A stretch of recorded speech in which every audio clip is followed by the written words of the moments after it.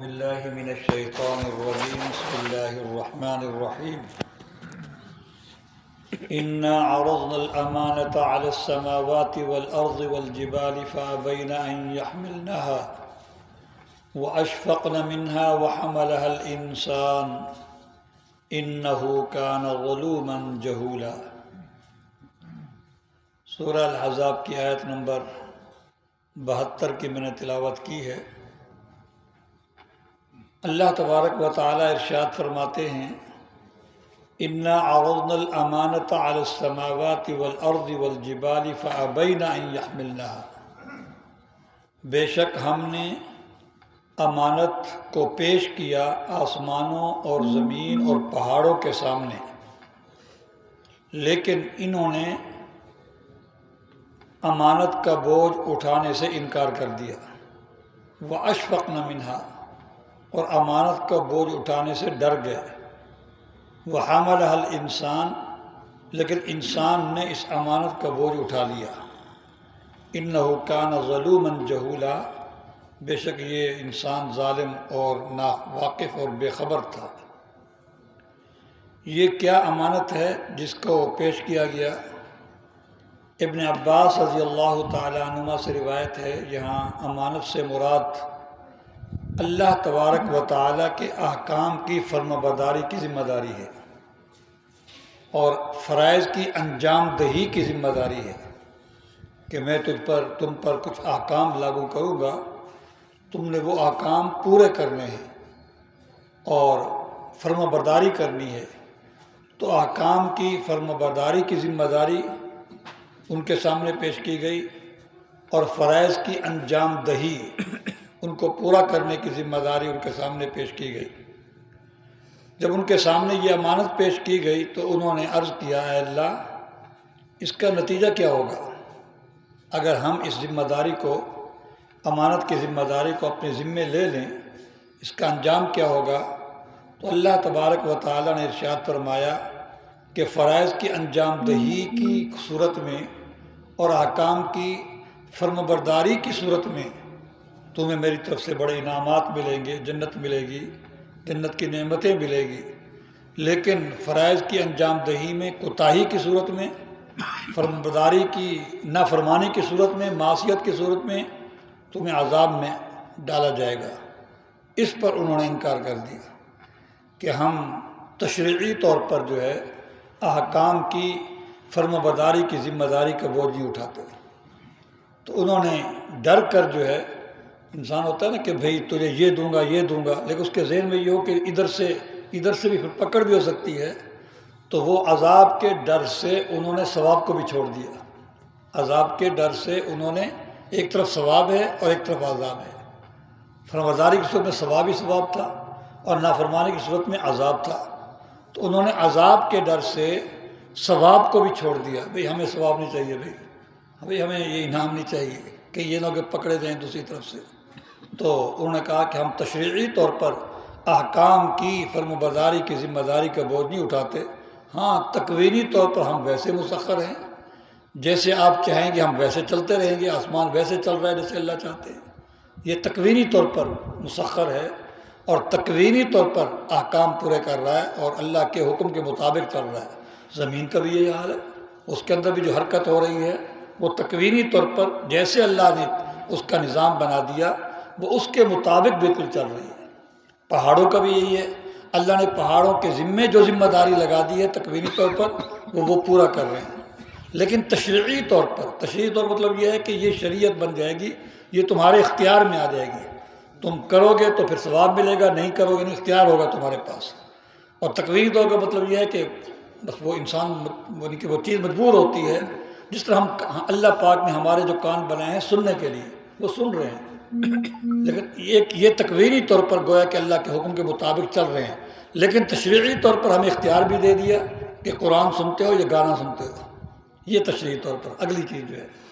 تو یعنی کہ کان جس مقصد کے لیے پیدا کیے گئے ہیں، یہ پیدا کیے گئے سننے کے لیے، سن تو رہے ہیں، چاہے کافر کا کان ہے وہ بھی سن رہا ہے، مسلمان کا کان ہے وہ بھی سن رہا ہے، لیکن آگے پھر یہ اختیار دیا گیا کہ وہ چیزیں سنو گے جس کی میں اجازت دوں گا، اور وہ چیزیں نہیں سنیں گے جس کی میں تمہیں یاد نہیں دوں گا اور تمہیں اختیار بھی دے دوں گا۔ یعنی سننے نہ سننے کا ہمارے پاس اختیار نہیں ہے، لیکن اگلا اختیار ہمارے پاس ہے کہ ہم اچھی چیز سنتے ہیں یا بری چیز سنتے ہیں۔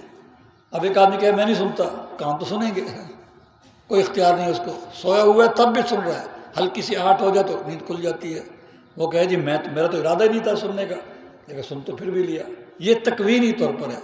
آگے تشریعی، جس کے اندر اختیار بھی اس کو دیا گیا، شریعت کا حکم بن گیا کہ اچھی چیز سنتے ہو یا بری چیز، نہیں جو اللہ چاہتے ہیں، جس کی اجازت دیتے ہیں وہ سنتے ہو، یا جس سے اللہ نے منع کیا ہوا ہے وہ سنتے ہو، اس پر پھر عذاب ہوگا۔ تو ان چیزوں نے کہا کہ ہم تشریعی طور پر جو آپ کے اوامر ہیں، احکام ہیں، ان کی بجا آوری کی ہم ذمہ داری قبول نہیں کرتے۔ تو ڈر کر، عذاب کے ڈر سے انہوں نے ثواب کو کیا کر دیا، چھوڑ دیا۔ البتہ تکوینی طور پر ہم ہیں مسخر، اور آپ کے نظام کے مطابق ہم چلتے رہیں گے، پہلے بھی چل رہے ہیں، آئندہ بھی چلتے رہیں گے۔ اب یہاں سوال یہ ہے کہ ان چیزوں کے اندر ادراک اور شعور تو ہے ہی نہیں، ان چیزوں کے اندر ادراک اور شعور تو ہے نہیں، پتھر جماد ہے، بالکل بے جان سی چیز ہے، ڈیڈ چیز ہے، تو یہ اس کو امانت کیسے سپرد کی جا رہی تھی، اس کے ذہن میں رکھیں کہ یہ ان کا بے شعور ہونا، ان کے اندر ادراک اور شعور کا نہ ہونا، یہ ہماری سوچ کے مطابق ہے۔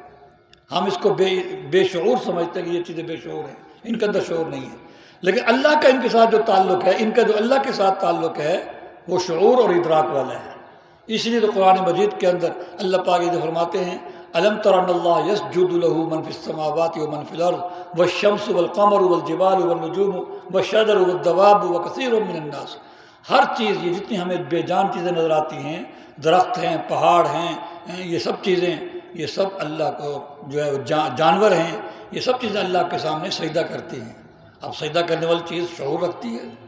اسی طرح فرمایا ثم استوى إلى السماء وهي دخان فقال لها وللأرض ائتيا طوعا أو كرها، اللہ پاک نے آسمان کو بھی مخاطب بنایا اور زمین کو بھی، بھئی تم جو ہے میری طرف آؤ گی، زبردستی آؤ گی یا خوشی خوشی آؤ گی۔ تو یہ جو خطاب ہو رہا ہے ادراک اور شعور تو ہے۔ اسی طرح فرمایا ایک جگہ پر وَإِنَّ مِنْهَا لَمَا يَهْبِطُ مِنْ خَشْيَةِ اللَّهِ، کچھ پتھر ایسے ہیں جو اللہ کے ڈر سے گر پڑتے ہیں، کچھ پتھر ایسے ہیں جو اللہ کے ڈر سے آنسو بہاتے ہیں۔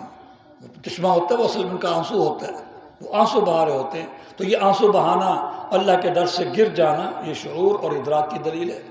حضرت نوح علیہ السلام پر جو قوم پر جو عذاب آیا تھا، سیلاب آیا تھا، وہاں یہ فرمایا قیل یا ارض ابلعی ماءکی ویا سما اقلعی، اے زمین پانی کو نگل لے اور اے آسمان پانی اب گرانا بند کر دے۔ یہ شعور کی دلیل ہے۔ بس ہم اس کو اس لیے بے شعور سمجھتے ہیں کہ ہم سے یہ باتیں نہیں کرتے، ہم پتھر سے کہیں بات کر، وہ باتیں نہیں کریں گے، لیکن نبی علیہ السلام کے ساتھ پتھروں نے باتیں بھی کی ہیں، تو شعور ہے تو باتیں کی ہے نا۔ جیسے کہ بخاری شریف کی حدیث ہے کہ اوت پہاڑ ایسا ہے کہ ہم اس سے محبت کرتے ہیں اور وہ ہم سے محبت کرتا ہے۔ اب وہ ہم سے محبت کرتا ہے، یہ شعور و ادراک کے بغیر تو محبت نہیں ہو سکتی، ٹھیک ہے نا، وہ ہم سے محبت کرتا ہے۔ اسی طرح ایک مسلم شریف کی حدیث ہے، آپ نے فرمایا کہ مکہ مکرمہ کے اندر ایک پتھر ہے، میں اسے پہچانتا ہوں، جن دنوں میں میری بعثت ہوئی تھی، میری نبوت کا اظہار اور اعلان ہوا تھا، اس نے مجھے سلام کیا تھا، میں اس پتھر کو جانتا ہوں۔ اب یہ سلام کرنا شعور ادراک کے بغیر تو نہیں ہو سکتا۔ تو ہر چیز کے اندر شعور ادراک ہے، ہم کہتے ہیں اس کے اندر نہیں ہے کیونکہ ہم سے باتیں نہیں کرتا۔ اس پر جو احوال گزرتے ہیں وہ ہمارے علم میں نہیں ہیں، اس پر بھی احوال گزرتے ہیں، وہ ہمارے علم میں نہیں ہیں۔ اور یہی چیز مردے کے اندر ہے، جو قبر کے اندر رکھا ہوا ہے۔ ہم مردے کے حوالے سے کہتے ہیں یہ تو ڈیڈ باڈی ہے، اس پر کیا عذاب، کیا اس کو انعام قبر کے اندر، وہ اس پر عذاب یا انعام؟ وہ اصل بات یہ ہے کہ ہمیں وہ ڈیڈ نظر آتا ہے، اللہ کے ساتھ اس کا جو تعلق ہے وہ شعور ادراک والا ہے، اس لیے اسے انعام کا بھی احساس ہوتا ہے، اسے عذاب کا بھی احساس ہوتا ہے۔ لیکن چونکہ جس طرح وہ پتھر ہم سے نہیں بولتا، ہم کہتے ہیں ڈیڈ باڈی ہے، وہ بے جان، وہ مردہ جو ہے وہ ہم سے نہیں بولتا، ہمارے سامنے وہ حرکت نہیں کرتا، ہم کہتے ہیں یہ تو ڈیڈ باڈی ہے، اس کو عذاب دینے کا کیا مطلب ہے، اس کو انعام دینے کا کیا مطلب؟ تو اس طرح پھر ہم قبر کی زندگی کا انکار کر دیتے ہیں۔ تو جس طرح پتھر ہم سے باتیں نہیں کرتا، اور پتھر جو ہے اس پر جو احوال گزرتے ہیں وہ ہمارے شعور میں، ادراک میں نہیں آتے، تو ہمارے علم میں نہیں آتے، ہم اس کا انکار کر دیتے ہیں کہ یہ تو ڈیڈ باڈیز ہے۔ اسی طرح بالکل انسان مردہ جو قبر کے اندر ہوتا ہے، اس کا وہ ہم سے باتیں نہیں کرتا، اور اس پر جو احوال گزرتے ہیں وہ ہمارے علم میں نہیں ہے، وہ جہان دوسرا ہوتا ہے، اس وبینہما برزخ۔ اب برزخ کا مطلب یہ ہے کہ درمیان میں کوئی پردہ حائل ہے، جو ہمیں اس کا ادراک نہیں ہوتا، ہمیں اس کا شعور نہیں ہوتا۔ تو اسی طرح ان کے اندر بھی ادراک اور شعور ہے۔ وَإِن مِّن شَيْءٍ إِلَّا يُسَبِّحُ بِحَمْدِهِ، ہر چیز اللہ کی پاکی بیان کرتی ہے، باقی کیسے بیان کر سکتی جب تک شعور نہ ہو؟ تو شعور ہوتا ہے ان سب چیزوں کے اندر۔ تو بہر اللہ پاک نے ان کے سامنے امانت کو پیش کیا۔ امانت کا مفہوم میں نے بتا دیا، فرائض کی انجام دہی کی ذمہ داری کا بوجھ۔ انہوں نے انکار کر دیا اور عذاب کے ڈر سے ثواب کو بھی چھوڑ دیا۔ پھر یہ چیز پیش کی گئی انسان کے سامنے۔ کس کے سامنے پیش کی گئی؟ حدیث کے اندر آتا ہے حضرت آدم علیہ السلام کے سامنے پیش کی گئی، یہی امانت پیش کی گئی۔ انہوں نے اس امانت کی ذمہ داری کو قبول کر لیا۔ اب کوئی بعض اوقات یہ بیوقوفی کرتا ہے جی نہ لیتے، ذمہ داری نہ لیتے تو آج ہم بھی مزے سے پہاڑوں کی طرح مزے سے ہوتے، آخرت کے عذاب سے تو بچ جاتے۔ تکوینی طور پر حضرت آدم نے قبول کرنی ہی کرنی تھی، کیونکہ آدم کی پیدائش ہی اسی مقصد کے لیے ہوئی تھی، خلافت کے لیے ہوئی تھی۔ حضرت آدم علیہ السلام کو پیدا کس مقصد کے لیے کیا گیا تھا؟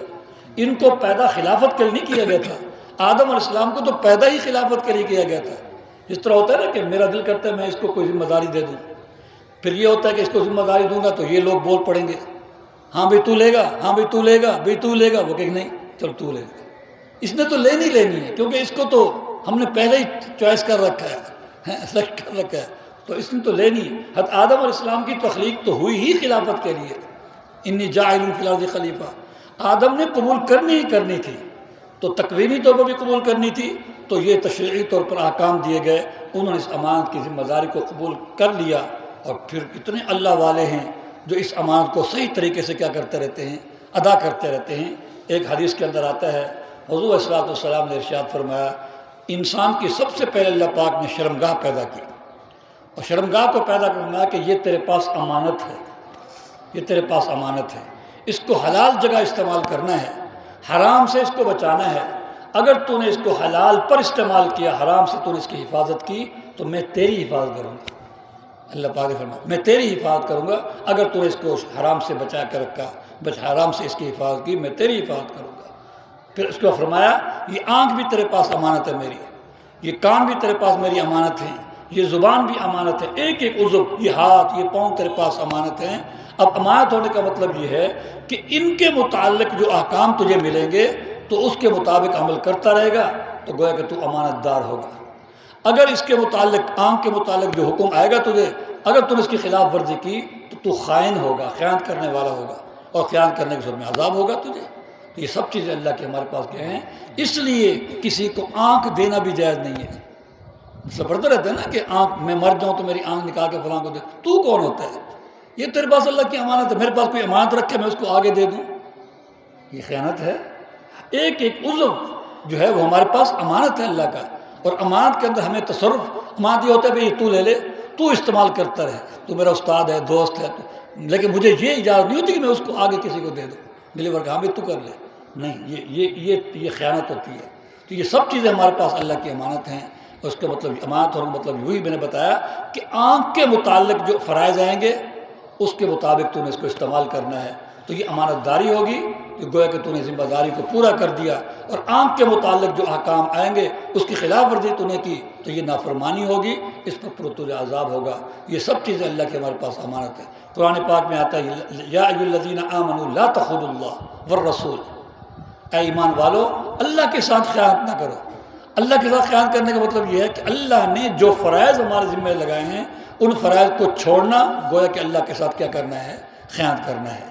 رسول کے ساتھ خیانت نہ کرو، اس کا مطلب یہ ہے کہ رسول کی جو سنتیں ہیں، رسول صلی اللہ علیہ وسلم کی سنتیں، جو اللہ کے رسول کی سنتوں کا تارک ہے وہ اللہ کے رسول کے ساتھ خیانت کر رہا ہے۔ اپنا بڑے پھنڈے خان سمجھتا ہے کہ میں تو بڑا عاشق رسول ہوں، بڑا محبت رسول کرنے والا ہوں، 24 گھنٹے اس کی خیانت میں